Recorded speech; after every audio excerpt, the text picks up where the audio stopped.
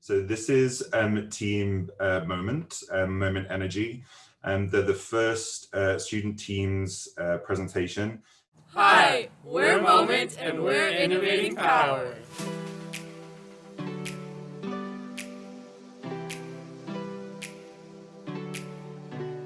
Electric vehicle batteries still have up to 80% of life left when they're retired from the car. That's why we're repurposing electric vehicle batteries to create sustainable energy storage. Our batteries can pair with anything from solar panels to wind turbines and even tidal energy. The electric vehicle market is expected to grow to 125 million cars on the road in the next 10 years. This is why creating an end-of-life plan for these batteries is crucial, and repurposing is the first step towards that. We create zero waste by keeping batteries away from landfills, prevent new lithium from being mined for energy storage, and ensure the ever-growing amount of electric vehicle batteries go through a circular economy. As current EV battery recycling technology is not profitable, Moment extends the life of these batteries by 7+ years. When recycling becomes more developed, we'll be working with local battery recyclers to turn our end-of-life batteries into materials for new electric vehicles. Remote communities depend on diesel generators for their power. They're looking for a clean energy solution that aligns with their environmental values. Nahanni Butte is one of these communities.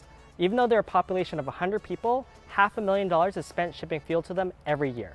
We calculate that by deploying a 1 megawatt-hour repurposed battery system, we will prevent the release of almost 2,000 tons of CO2 into the atmosphere. In other words, with just one deployment, our solution saves the equivalent CO2 produced by 265 cars in 1 year. Our product is available to communities like Nahanni Butte at 2/3 the cost of normal lithium-ion energy storage solutions. Our goal is to make our product the most environmentally friendly and cost-effective solution on the market.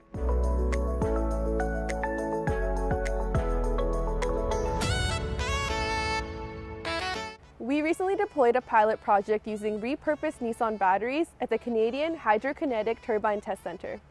This project proves that repurposed batteries are a viable solution and opens the door for future renewable energy projects with the Canadian government.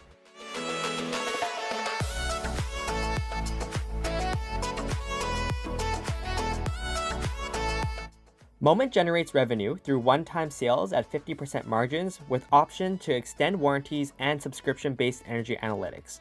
We are currently exploring an energy storage as a service model where our customers do not have to put up the upfront cost of the battery unit, as Moment will charge them monthly for the energy storage. This allows Moment to make 70% margins over the span of 5 years. Moment's 3-year plan is to earn $1.4 million in profit by 2023. To achieve this, we have raised $140,000 in grants and awards and are looking for $2 million in investment within 2021. This will fund our pilot projects totaling in 500 kilowatt hours, the CSA and UL certification process that unlocks the on-grid markets, the establishment of our one-of-a-kind repurposing EV battery manufacturing facility, and R&D for larger single and multi-chemistry battery systems. We will still make money on all of our pilots. Therefore, our initial capital used on pilot projects are returned. Policy in Europe and China is mandating automakers to take responsibility for their end-of-life batteries, and we see North America following suit. This is why automakers in North America see working with us as an opportunity to handle their end-of-life batteries. We're working with Nissan North America, King County Metro, and 3 large European automakers for their end-of-life battery plan. So we're a team of 4 mechatronics engineers who are really passionate about the environment. We met in our first year of engineering, and we even built an electric race car together.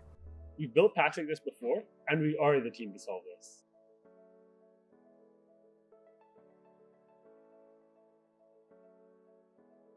So we're moving on to our second student video. This time it's Team Viridis Research addressing wastewater microfibers.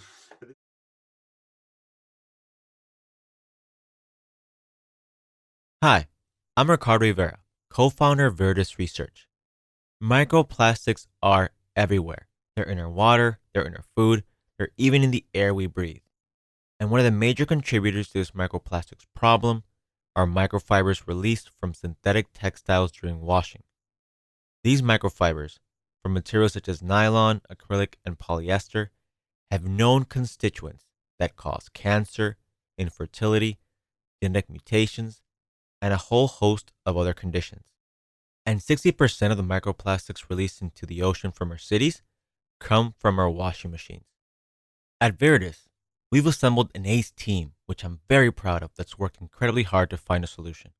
In particular, our CEO, Macarena Cataldo, who's an internationally renowned and recognized water systems engineer and the inventor of this technology. She's well known in the industry for successfully accomplishing near impossible water treatment goals for the ESA, the Municipal Water Company of Turin, and even in the Precambrian Basin dealing with toxic fracking water.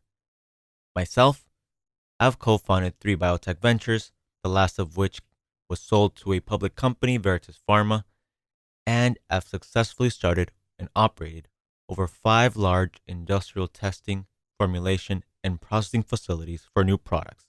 For advisors, we have Shannon Bard, who's our clean tech and marine systems expert, Chang Han, who's our IP and legal counsel, and Anna Potaska, who heads the plastic lab at Oceanwise and advises us on all things microplastics. With this amazing team, we've developed a regenerative filter that's able to capture and destroy these microfibers. So with this device, you can protect your local water systems, save you time and money, and most importantly, reduce plastic pollution. So how does this work? Well, this regenerative filter connects to the washing machine effluent hose, capturing the outgoing microfibers before they get to do harm, either going to the sewer or your septic system. And after about 10 wash cycles, it lets you know it's time to regenerate.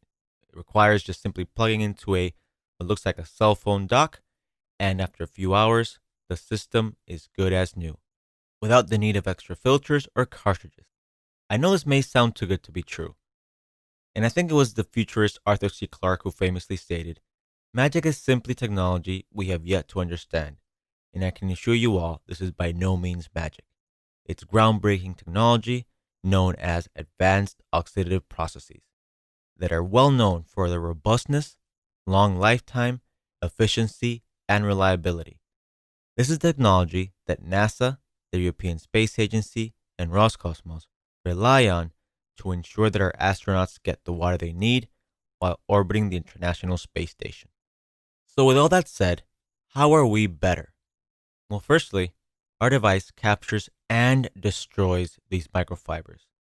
Unlike a product, let's say like Filtrol, that catches these fibers, but simply moves them from one place to another to a landfill. And our product not only destroys these microfibers, but makes them into completely innocuous byproducts, and there's no solid or liquid waste produced. Unlike almost every other single product, this is a one-time purchase with no extra cartridges or servicing necessary. Lastly, our device is smart. The sensors and accompanying app provide relevant information about when it's time to regenerate the filter, how much water has passed through the system, and other valuable information tailored specifically to your needs, such as local or regional water reports. And so the market we're focusing right now is in BC, with about 1.3 million families, 10% of those being high-income families. If we get market penetration in just 1% of these, that's about 13,000 families that at $350 per price of device would be about $4.5 million in revenue. After getting a foothold in BC, we aim to then expand into the greater Canadian, US, and European markets, focusing on the eco-friendly home care products segment. At Viridis, we truly believe that with the right vision and technology, all water can be made to last forever. So join us, and together, we can help give water a second chance.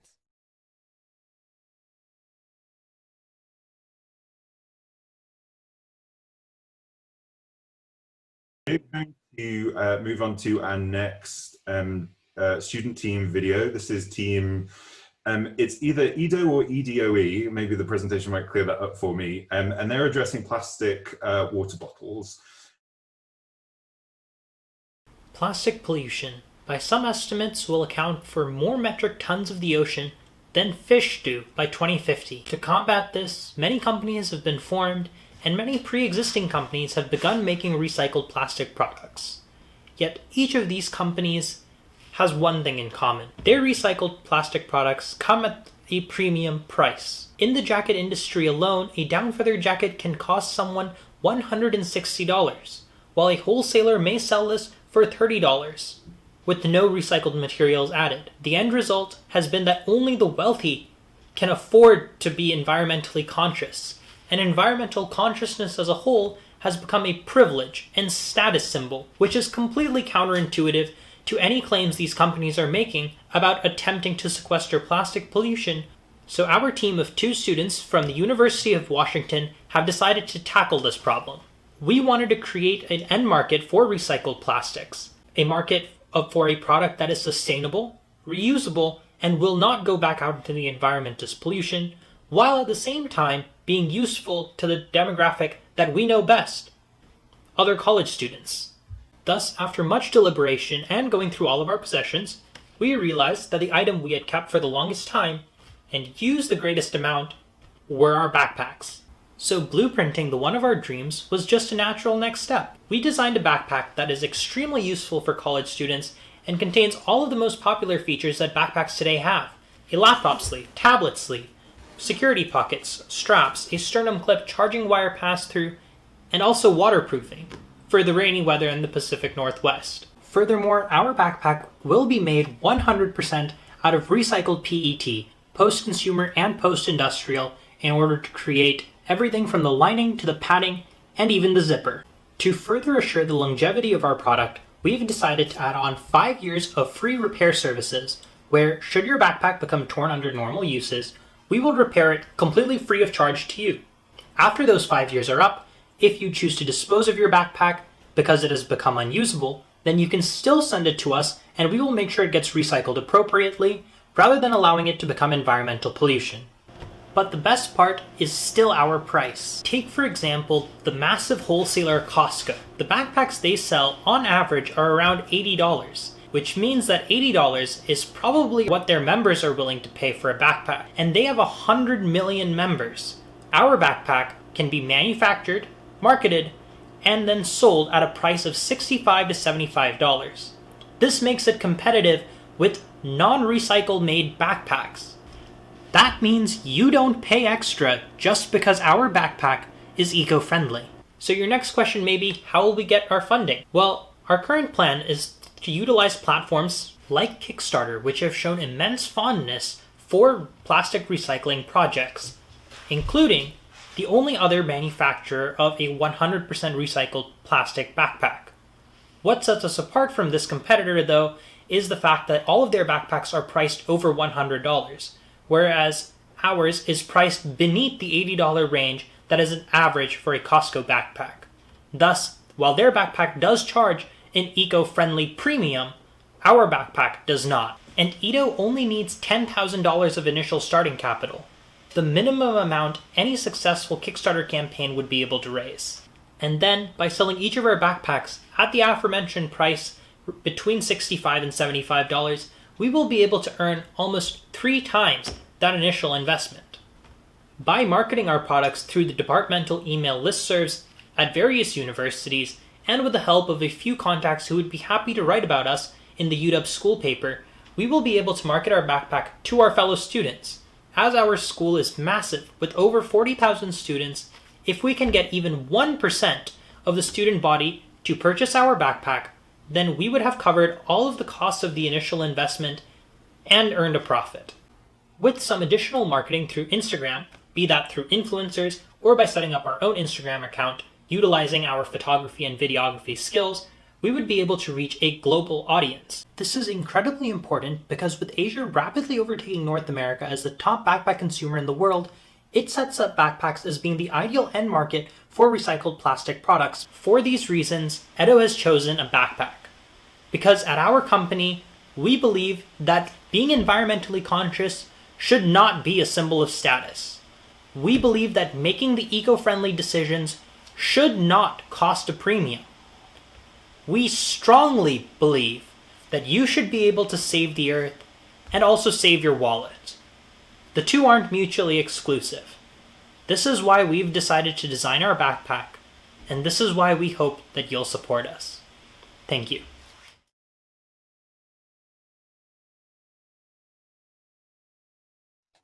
Thank you for that presentation. Well, believe it or not, we now have our 4th student team video. So this is a team, the BD Luminaries. So at this time, can I ask for the judges and also the team members to turn on their videos. And I think we're going to have a 5-minute video. Hello, my name is Jason, and today I'm joined by Queenie, Ivy, and Sally, and we are addressing food waste at the retail level. Although food waste is wasted at different levels throughout the supply chain, the retail level alone accounts for $750 billion lost globally each year. Retailers can play a big role in reducing food waste through their management practices directly within grocery outlets. These management practices, in turn, specifically affect consumer perceptions and behaviors around certain foods. The main focus of our presentation is on the wastage of food in TNT supermarkets of Metro Vancouver. Our team will be determining how food waste at the retail level can be reduced by assessing consumer perspectives in order to suggest changes to current retail practices. Within the food waste management industry, TNT is well positioned to take advantage of the 5.4% growth rate as well as the consumer preference for environmentally friendly products. The top right graph shows that the US market will continue to grow from 2020 to 2027. According to Forbes and CFI, consumers are more likely to purchase products from environmentally friendly companies, even if they tend to be more expensive. This is shown by the graph on the bottom right. Our multifaceted solution targets engineering, marketing, and consumer retail. Firstly, our consumer recommendations include implementing a buy one, get one free model within the existing TNT Rewards app. 34% of consumers participate in food waste because they are incentivized by buy one, get one free offers to purchase additional items that later expire. TNT can develop a buy one, get one free later program that decreases household waste through allowing consumers to track their purchases in an app and redeem free products later. This will also eliminate the need for paper vouchers. Finally, the app can show consumers the direct impact that their spending habits have on the environment. For example, by redeeming a product later, they may receive a notification telling them the amount of food waste they have reduced. The second step that we recommend TNT implement are engineered recommendations. One of the main causes of food waste at the retail level is the overstocking of produce to ensure elaborate piles with the thought that this was what customers preferred. However, studies and customer interviews have shown that customers actually prefer shallow displays to ensure ease of selection with a wider variety of produce. Therefore, we recommend that TNT utilizes thin and shallow displays, as this would also prevent overstocking. While this may require slight adjustments to inventory practices, labor costs, and the supply chain, the company will benefit by not having to spend as much to purchase and dispose of high levels of excess produce. Additionally, we recommend that TNT implements a discount or point system and a designated section for suboptimal produce. This can be done by offering products that are close to their expiry date or aesthetically imperfect at a discount or for an increased number of points within the TNT app. Furthermore, these products should be placed in a central and eye-catching location that is ideally near the front of the store to encourage customers to purchase them and collectively contribute to reducing food waste. Our third recommendation is for TNT to implement marketing recommendations with a focus on pricing placards. The supermarket chain's pricing placards are already significantly larger than a typical supermarket's cards, which offer a convenient platform to educate customers on their purchases. Another major cause of food waste is the improper storage of produce and other perishable goods, as well as the lack of knowledge on average lifespans of each grocery item. To tackle this, we recommend that TNT adds brief indicators of proper storage and estimated lifespans of correctly stored food items on each pricing placard. In addition to written marketing, TNT should also promote in-season and local foods by changing the color of their pricing placards to a bright green and incentivize these purchases by offering extra rewards points. Seasonal foods require significantly less manufacturing inputs, for one saving up to 3 times the water required for irrigation and production. And they also tend to be of higher quality in nutrients as well as taste and appearance. Non-local produce is also shipped an average of more than 2,000 kilometers, which is detrimental to the environment in terms of carbon emissions. Consumers are also likely to be more satisfied with fresh seasonal foods, leading to less food waste.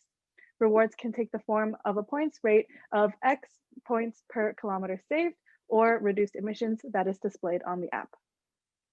Our 3 recommendations offer a range of approaches to the issue of food waste at the retail level. And with their collective implementation, TNT as a company will benefit financially due to the improvement of inventory management as well as seasonal produce sales. Within our community, TNT shoppers will feel rewarded for their smart grocery purchases and gain valuable knowledge about the proper management of perishables that then they will share with their family and friends. Thank you so much for taking the time to review our presentation. Please let us know if you have any questions. So we're going to go straight back into the exciting program and have another presentation from one of our student teams. This team, Planet A, will be kind of presenting on the fashion marketplace. So if I can ask all of the kind of team members plus the judges to turn on their videos, and Zenio, take away the video. Hi, my name is Nidhi, and we are Planet A. We are here to make sustainable fashion accessible. 10% of global carbon emissions come from the fashion industry. That's only behind oil and gas industry, and more than maritime shipments and international flights combined. And that number is increasing scarily fast. The biggest culprit behind this is fast fashion. We are buying a lot more clothes, but wearing each garment a lot less. But there are also 3 very encouraging signs of trend possibly reversing. First, the demand for sustainable fashion has been going up. For millennials and Gen Z in particular, online searches for sustainable fashion tripled in the past 3 years, and the hashtag sustainable fashion quintupled on Instagram. There has been a 5-fold increase in the number of sustainable fashion products launched over the past 2 years. And there is rising innovation to make this all happen. For instance, Daiku, a Netherlands-based company, has developed a technology that uses reclaimed CO2 instead of water for dyeing. So what exactly is the problem here? To understand that, let's first look at where the carbon emissions are coming from. Over 70% of the emissions come from production process, which mostly depends on the materials and dyeing. The rest of it depends on supply chain and product usage. Mia will talk about the major hindrance to changing that. Hi, so finding sustainable fashion can be very challenging.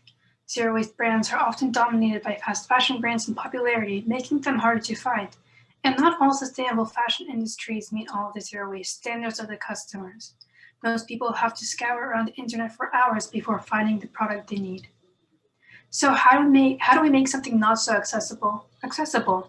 The idea is simple. Create a marketplace which collects sustainable brands onto a single platform, like a zero-waste version of Amazon.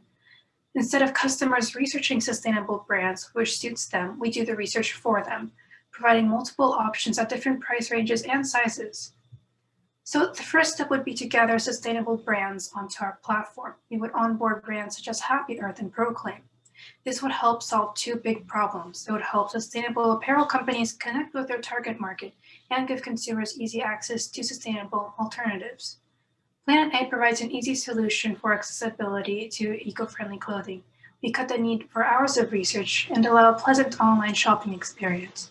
By doing all of this, we attract more customers who are looking to increase their sustainability, but don't have the time for long investigation sessions. Now Nan will talk about the trends which support our market. Thanks, Mia, for that. With so much uncertainty in the fashion sector due to COVID-19, we see a silver lining for the environment. 2/3 of the surveyed McKinsey consumers state that it has become even more important now to limit impacts on climate change. On the left-hand graph, we see that 57% consumers have already made significant changes to their lifestyles, and that's where we get a larger market share for our idea.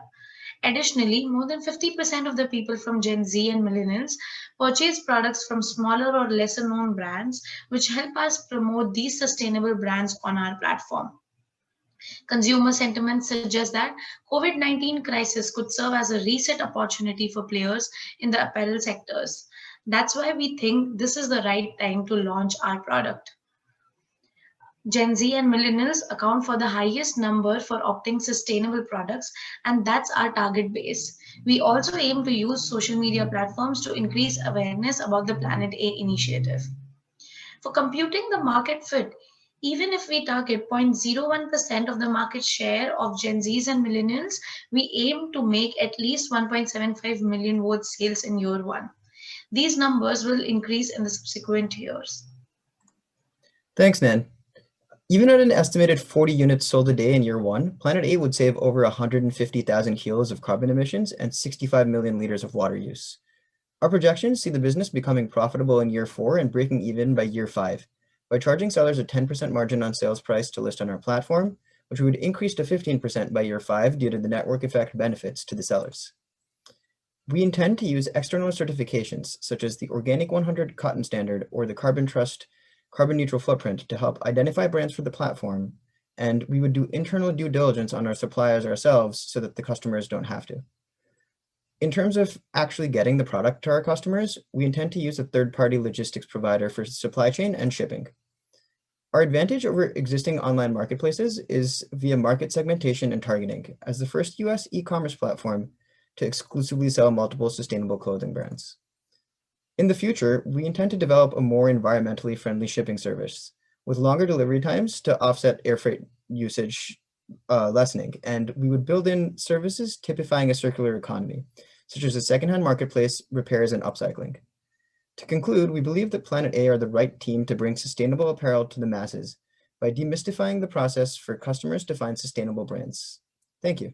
We're now going to move on to our final student video. So this is Team Wild Nest. Wild Nest is a new entrant in the $19 billion upholstered furniture industry. Before you hear about our company, let me tell you a little bit about this huge problem. The EPA estimates that 10 million tons of furniture waste is generated a year in the US. This represents 20% of the total durable good waste sent to landfill each year. We have identified the hotel industry as a particularly wasteful one, renovating on average every 3 to 5 years, sending a lot of gently used furniture to the landfill or liquidators. A life cycle analysis of a large tourism conglomerate shows that 68% of their waste stream was from construction and renovation alone. Furthermore, consumers seeking sustainable furnishings lack a readily available option from a dependable source. Our team has developed a three-step solution to address this issue. The first step in our process is collecting furniture from hotels undergoing renovations. Hotels currently pay $100 per room for the removal of furniture, fixtures, and equipment during this process.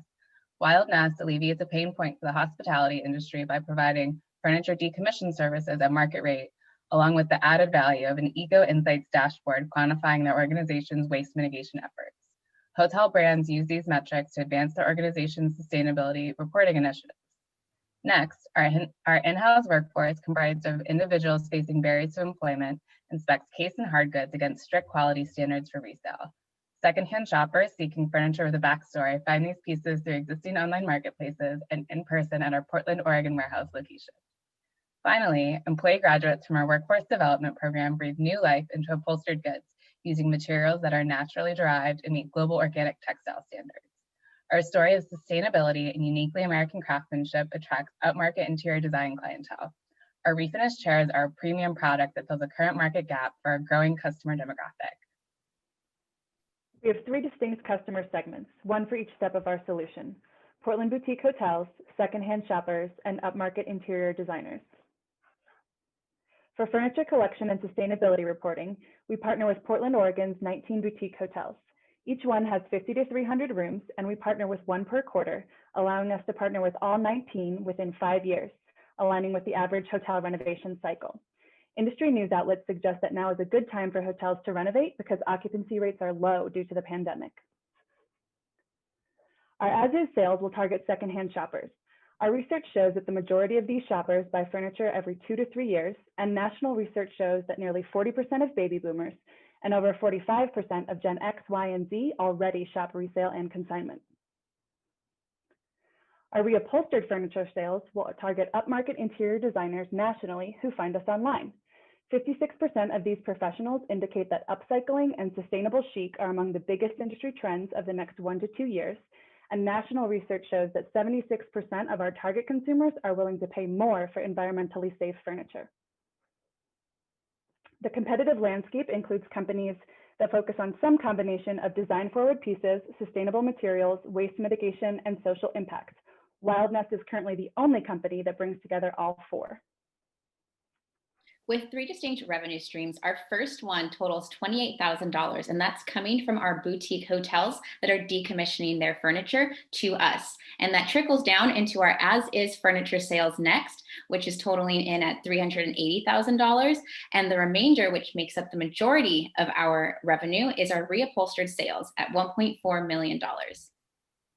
Now, taking a look at our operating costs for year one, we've broken it down into our rent, salaries and benefits, transportation, waste management, materials, and marketing. And as you can see, our materials are the bulk of our operating cost at $566,000, followed by marketing and salaries and benefits. And we did want to address that our startup cost would be $26,000, which we plan to break even in year one based off of our positive cash flows. As you can see here, our operating costs are $1.5 million against our projected revenue at $1.8 million, which yields a profit at $241,000 for our first year. Thank you. Thank you. We're now moving on to our kind of final segment of the day, and I think I should have a drum roll or something. But if I can ask the judges to turn on your videos, because I think we're about to have a presentation of the Hackathon Awards. And so I'm not sure if there's a particular judge that wants to take over. Yeah, we're going to go backwards from third to first place. So if we have another slide for third place, want to go ahead and announce that one? Yes, we are excited to announce that BD Luminaries is our third place winner.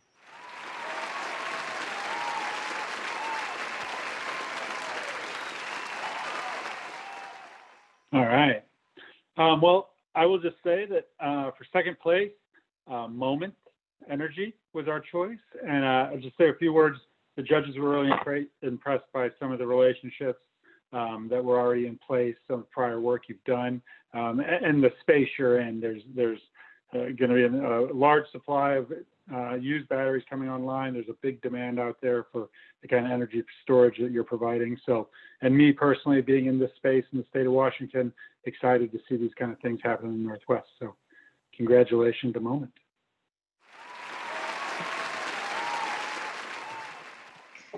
And the grand prize winner, this team, we were really impressed with the idea as a whole, and also with the financial projections that you all did. And as well as the idea, we thought was a great idea to be launching right now with COVID happening in this moment. And so the winner is Wild Nest. Congratulations.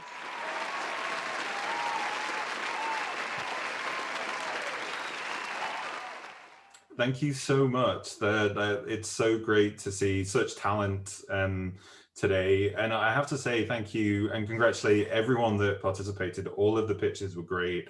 There were great ideas. And even though we, with the hackathon, you have to have a 1 and a 2 and a 3, I think everybody did marvelously. So well done, everyone.